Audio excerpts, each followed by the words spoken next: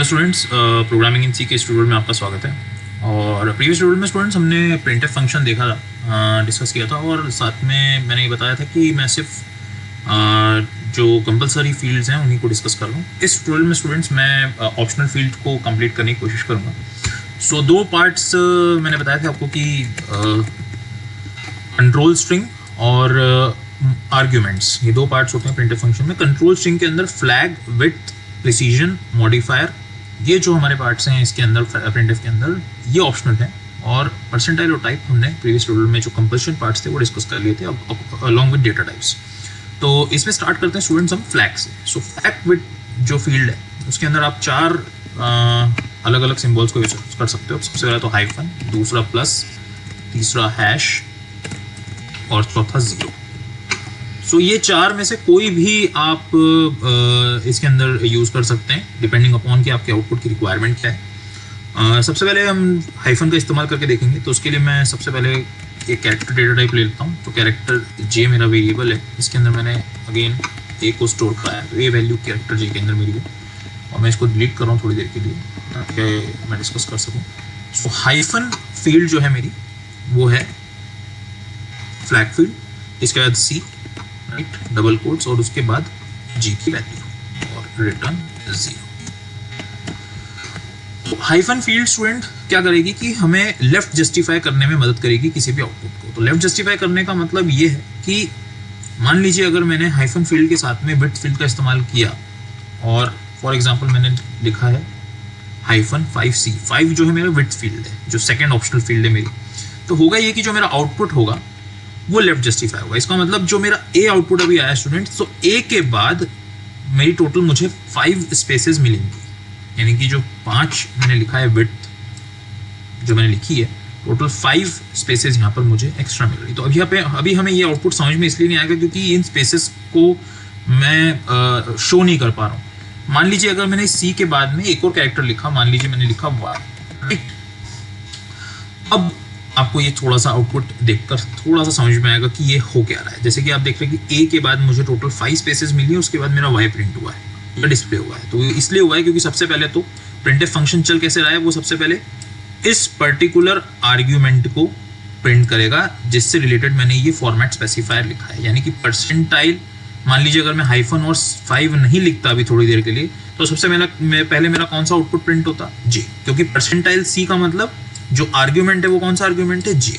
अब जो कि मैंने यहाँ पे हाइफन और 5 लगाया है, तो हाइफन का मतलब लेफ्ट जस्टिफाई और 5 का मतलब इतनी विड्थ आपको देनी है, इतनी टोटल विड्थ आपके पास है।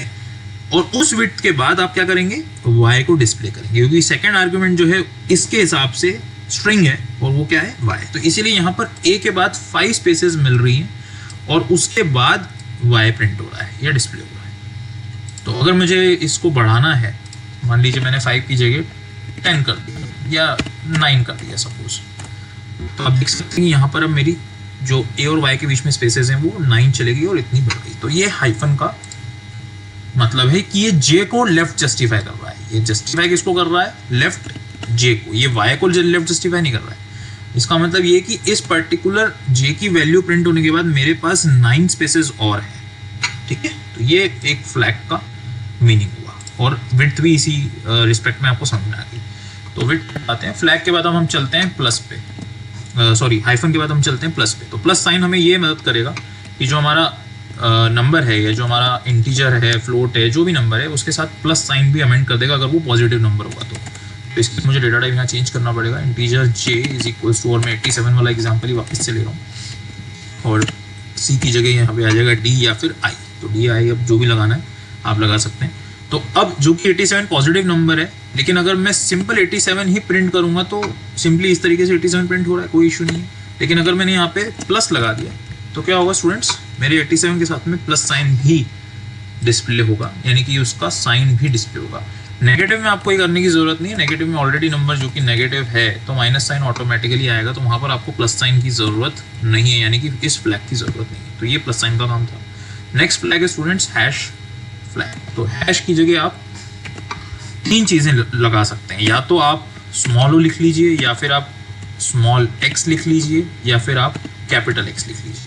स्मॉल ओ का मतलब ये कि मेरा जो आउटपुट है वो ऑक्टल में कन्वर्ट होके, ऑक्टल नंबर सिस्टम में कन्वर्ट होके आएगा।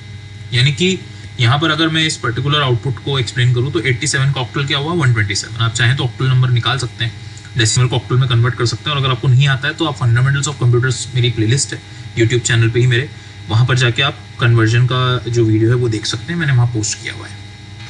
तो यहाँ पर क्या हुआ कि परसेंटाइल ओ लगाने से, अब परसेंटाइल ओ लगाने से क्या हुआ कि आपका जो जे था 87 जो था वो ऑक्टल में कन्वर्ट हो गया। और अब यहाँ पर एक चीज़ नोटिस करेंगे कि डी नहीं लगाया मैंने, यानी कि टाइप नहीं लगाया, यानी कि आई या डी जो मेरी कंपल्शन फील्ड थी उसको यहाँ पर इस पर्टिकुलर फ्लैग में लगाने की आवश्यकता नहीं है, क्योंकि क्या हो रहा है कि आप कन्वर्ट कर रहे हैं उस नंबर को। तो आपका नंबर अब इंटीजर फॉर्म में डिस्प्ले ना होते हुए ऑक्टल में कन्वर्ट होकर ऑक्टल में डिस्प्ले हो रहा है, इसीलिए यहाँ पर आप उसको नहीं लिख रहे हैं, राइट। तो इसीलिए यहाँ पर 87 जो है आपका कन्वर्ट हुआ। और यहाँ पर एक छोटी सी चीज़, अगेन अगर मैं x लिखता हूँ तो यहाँ पे मेरा जो नंबर है वो 87 किस में कन्वर्ट हो जाएगा, हेक्साडेसिमल में। तो 87 का हेक्साडेसिमल अगर आप निकालेंगे तो 57 आएगा। अगेन इसका भी ट्यूटोरियल आप मेरे फंडामेंटल्स ऑफ कंप्यूटर की लिस्ट में देख सकते हैं। कैपिटल X से भी ये यहाँ पर इस तरीके से 87 का 57 ही आएगा।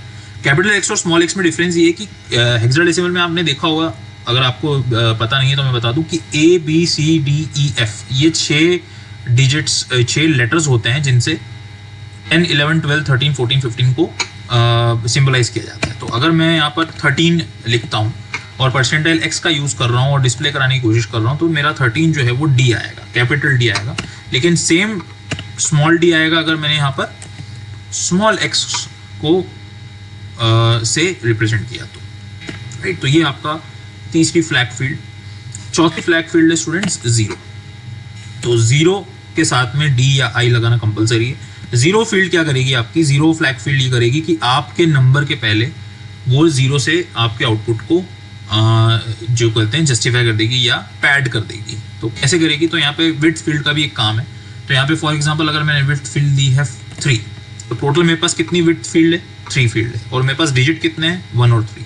तो मेरे पास 2 डिजिट है, फील्ड विड्थ 3 है, तो total field width 3 minus number of digits, इतने 0 आपके अपेंड हो जाएंगे। तो आप देखेंगे कि यहाँ पर जो आपका आउटपुट है वो आ रहा है 013। 013 इसलिए स्टूडेंट्स क्योंकि 1 और 3 तो मेरा ऑलरेडी है मेरे पास जो मेरी वैल्यू है, लेकिन इसने 0 से अपेंड, तीसरी फील्ड को 0 से अपेंड कर दिया। तो यहाँ पर 3 फील्ड विड्थ में मुझे कितने डिजिट्स एंटर करवाने हैं, 2 डिजिट्स एंटर करवाने हैं, और साथ ही जो बची हुई स्पेस है उसके अंदर मुझे किससे पैड करवाना है, 0 से। तो अगर मैं यहाँ पर देखिए 5 लेता हूँ तो जो मेरा आउटपुट है वो क्या आएगा, 3 0 साथ में 1 और 3, यानी टोटल बिट्स मेरे पास कितनी थी 5, लेकिन 5 में मुझे 2 डिजिट तो रखने 13, तो बची कितनी स्पेस, 3। तो 3 स्पेसेस अगर मेरी बची है तो लेफ्ट पैडिंग किससे होगी, 3 0 से होगी। ये हो गया मेरा 0 का काम। इस तरीके से आप 0 को पैड कर सकते हैं, राइट। ये तो हो गया हमारी फील्ड विड्थ, फ्लैग फील्ड की बात। अब विड्थ फील्ड की अगर मैं बात करूँ तो मैंने यहाँ पे आपको बता ही दिया है कि विड्थ फील्ड कैसे काम कर रही है। तो मैंने अगर परसेंटाइल 5D लगाया तो आप देख सकते हैं कि टोटल मेरी फील्ड विड्थ 13 है, और अगर मैंने कोई फ्लैग फील्ड नहीं लगाई है तो 3 स्पेसेस छोड़कर ये मुझे आउटपुट देगा। अगर मैंने यहाँ पर 8 लगाया तो ये मुझे टोटल कितनी स्पेसेस छोड़कर आउटपुट देगा, 6 स्पेसेस छोड़कर मेरा आउटपुट डिस्प्ले करा रहा है। टोटल मेरे पास 8 का मतलब यहाँ पर है कि मेरी जो विड्थ है टोटल मेरे पास जो मुझे जगह मिली है वो समझ लीजिए कि 8 ब्लॉक्स की मिली है, और 8 ब्लॉक्स में मुझे इतने डिजिट्स को क्या करना है, एडजस्ट करना है। तो इतने डिजिट्स तो मेरे ऑलरेडी राइट जस्टिफाइड एडजस्ट हो ही जाएंगे। तो बाकी के स्पेस क्या करेंगे, तो बाकी या तो आप स्पेस कर दीजिए, और अगर आपको अगर 0 लगा रहे हैं तो आप 0 से उसको लेफ्ट पैड भी कर सकते हैं। ओके स्टूडेंट्स, तो यानी कि ये यहाँ पर 6 0 से इसने पैड कर दिया और 2 डिजिट्स जो थी, तो टोटल 8 डिजिट्स मेरी जो है जस्टिफाई हो गई। तो ये भी मेरी विड्थ फील्ड की बात हो गई। अब प्रिसीजन की बात करते हैं। तो प्रिसीजन की बात करने के लिए मुझे फ्लोट डेटा टाइप की ज़रूरत पड़ेगी। तो float j is equals to, suppose मैंने लिया 87.5, राइट। तो 87.5, तो यहाँ पर मैंने परसेंटाइल f, लेकिन जो विड्थ है मेरी वो कितनी है, विड्थ अभी मैं ले लेता हूँ 5 पॉइंट, प्रिसीजन मैंने ले लिया 2, और यहाँ पे मैंने लिया है 0 0 0 0, टोटल कितनी है यहाँ पे 6। चलो, तो 5.2 यानी टोटल मेरी विड्थ कितनी है 5, यानी कि मेरे पास जगह कितनी है, ब्लॉक्स कितने हैं 5, ठीक है। और डेसिमल के बाद, अब यहाँ पर देखिए प्रिसीजन का मतलब ये कि डेसिमल पॉइंट के बाद आपको कितने डिजिट्स डिस्प्ले कराने हैं। तो यहाँ पर कितने डिजिट्स हैं मेरे पास टोटल 6 तो हैं, लेकिन डिस्प्ले कितने करवाएंगे यहाँ पर, सिर्फ 2, यानी कि डेसिमल के बाद मेरे पास कितने नंबर आएंगे, सिर्फ 2। तो इसका आउटपुट देखते हैं। तो अगेन 87.50 इसका आउटपुट आना चाहिए, और एक जगह मेरे पास जो है छूटनी चाहिए, लेकिन वो इसलिए नहीं छूटी क्योंकि यहाँ पर टोटल मेरे पास कितने डिजिट्स हैं, 5। कैसे, पहला 8, दूसरा 7, तीसरा डॉट, चौथा 5, सॉरी 4th डिजिट इज 5, और 5th डिजिट तो है मेरा क्या है, 0 है। तो अगर मैं इसको 6 कर देता हूँ तो देखते हैं कि कैसे आउटपुट चेंज होता है।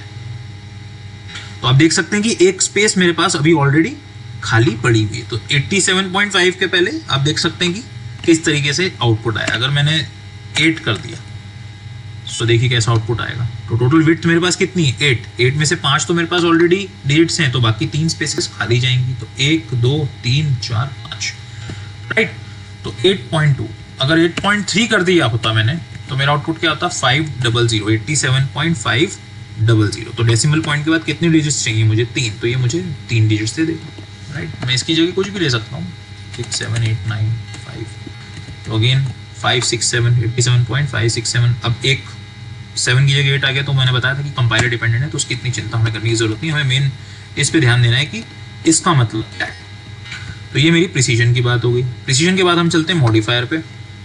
मॉडिफायर में मैंने बताया था 3 चीज़ें हो सकती हैं, या तो H, या फिर L, और या फिर कैपिटल L।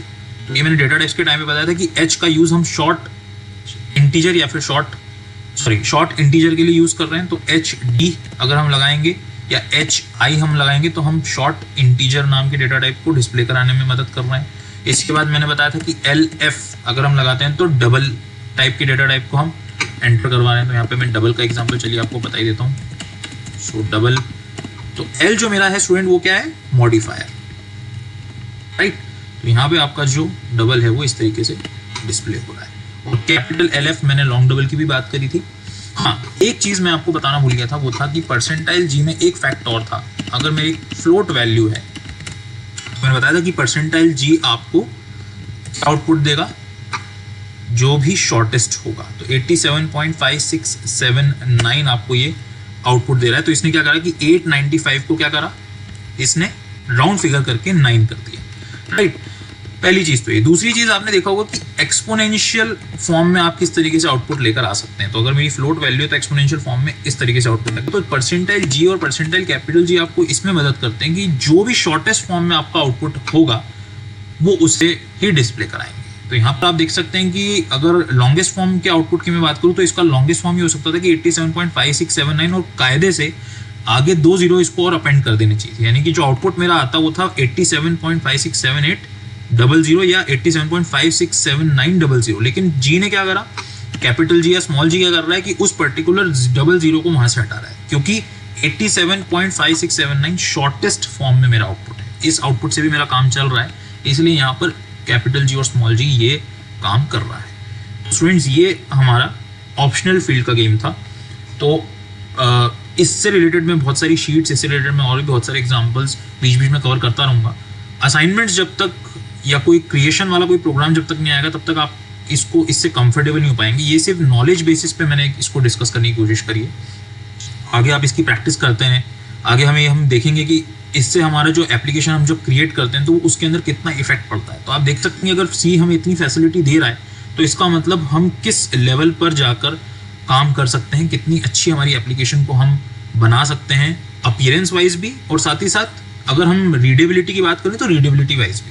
तो C प्रोग्रामिंग सिर्फ ये प्रोग्रामिंग नहीं कि आपने कंसोल पे क्या आउटपुट दिखाया है, लेकिन उसको किस तरीके से, कितने अच्छे तरीके से आप आउटपुट दिखा रहे हैं, एक वो भी मैटर करता है, राइट। तो इसलिए मैं आपको शीट्स देता रहूँगा, इसमें मेरी मेहनत जारी है। मैं और अच्छे से इसको अलग अलग एग्जांपल्स बीच बीच में कभी हम बोर हो रहे हैं तो मैं उसे एक्सप्लेन करूँगा, राइट। तो सिमरजीत ट्यूटोरियल्स मेरा इंस्टाग्राम प्रोफाइल है, तो आप वहाँ जाकर चेकआउट कर सकते हैं, फॉलो कर सकते हैं। simarjitbhatia.guru पे मैं शीट्स अपलोड करता हूँ, तो वहाँ भी आप जाकर चेकआउट कर सकते हैं।